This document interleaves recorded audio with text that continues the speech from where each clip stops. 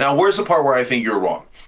And this is the part where people, I think I'm a little ahead of people, and people think I'm being naive. So what I'm sensing, Brian, is from their audiences, this is not the same base as Trump 2016. The woke left are losing their minds ever since Donald Trump won the 2024 election. Now we have people like Cenk, Uygur, and Anna Kasparian making their way over to the right wing, collaborating with Charlie Kirk, going on, Turning Point USA, speaking at that event. People like Brian Tyler Cohen are absolutely losing it. People like David Pakman and Destiny, people who are still, perpetuating this left-wing echo chamber, trying to play into it to maximize the amount of money that they can make. They're losing their minds over Cenk Uygur and Anna Kasparian leaving the woke left. Let's get into this clip here where Cenk Uygur and Brian Tyler Cohen debate head-to-head about Cenk Uygur leaving the left wing.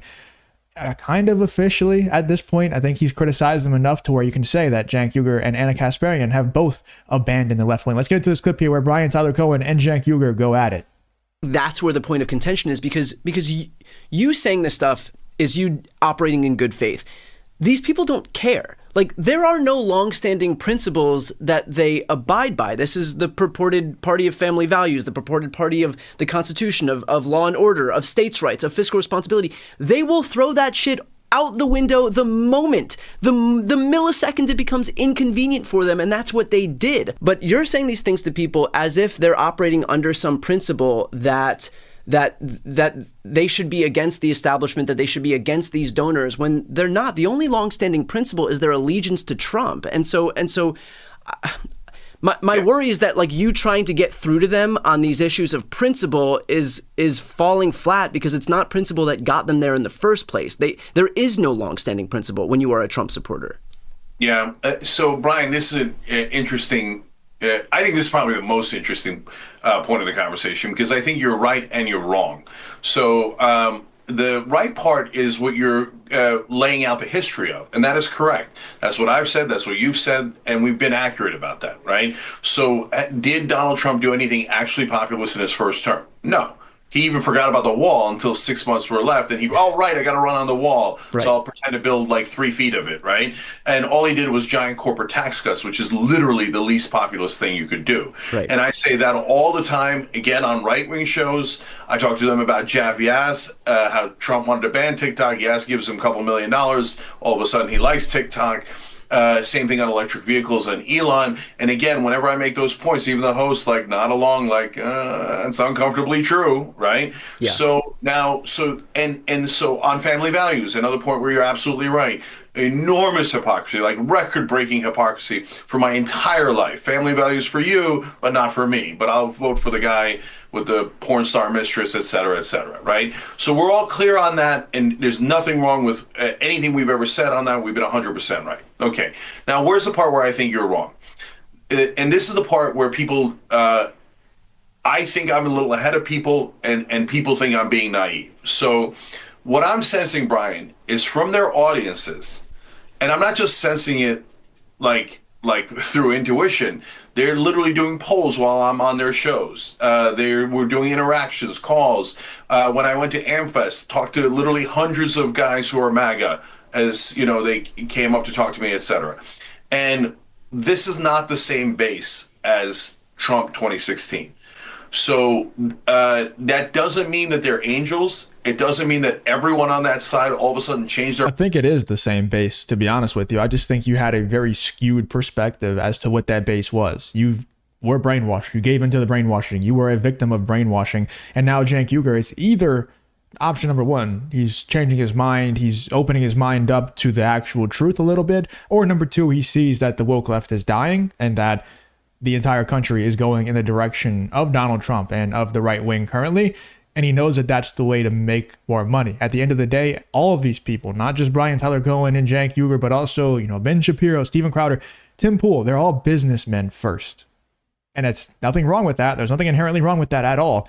It's just the actual truth. That's the case. They're businessmen first. And if Cenk Uygur and Anna Kasparian are seeing a clear trend that everybody else can see, that everybody's moving towards the right wing more, everybody's moving towards common sense more. Obviously, Donald Trump won the popular vote, and Cenk sees that. So either he's opening up to the fact that he was brainwashed, or He just sees where, you know, the tide is turning, and he's trying to go in that same direction. I kind of lean towards the latter there, but I'm curious to see what you guys say in the comments. Their mind. Will you find the immovable part of the Trump base as we had before? Absolutely, right?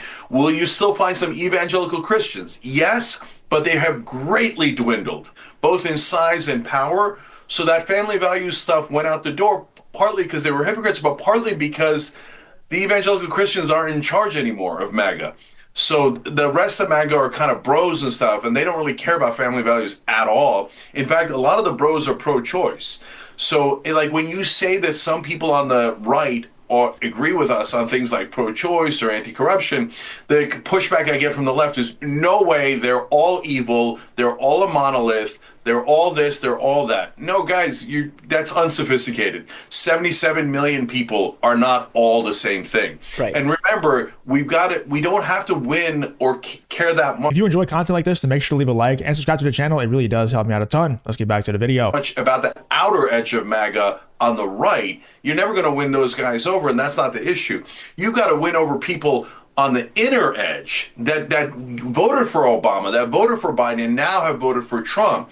And those folks are not radicals. Those folks need to be won over. And they are different than what the base was before. And so what I'm sensing is on anti-war and anti-corruption, they really do mean it. Now, if you say, yes, but they're backing Trump, who's doing this obvious brazen corruption we just talked about. I know.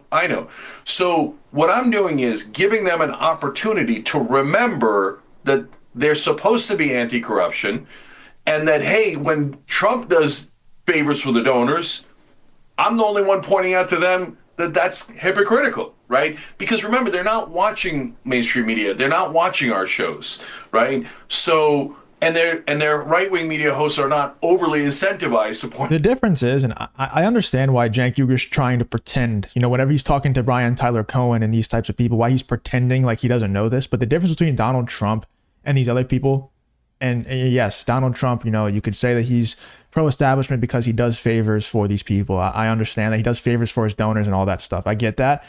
The difference is he doesn't have to. If all the donors dried up, if nobody donated any money to the Trump campaign, he would be fine. He proved that back in 2016. He doesn't need them. That's the only difference. I'm not a fan of everything that Donald Trump does and is currently doing, but he doesn't need them. That's the only difference. That's why people are able to say that he is anti-establishment truly, because he doesn't need them at the end of the day. And Cenk's trying to act like, I get why he's doing that. He's trying to appeal to people like Brian Tyler Cohen and show him that he's not gone full MAGA, which everybody else is thinking that he has. But that's not the truth. You know, that's not the full picture. Not Trump's hypocrisy. Totally. Yeah. So, like, for example, on anti-war, they're definitely anti-war. Definitely. They're not even hypocritical about it.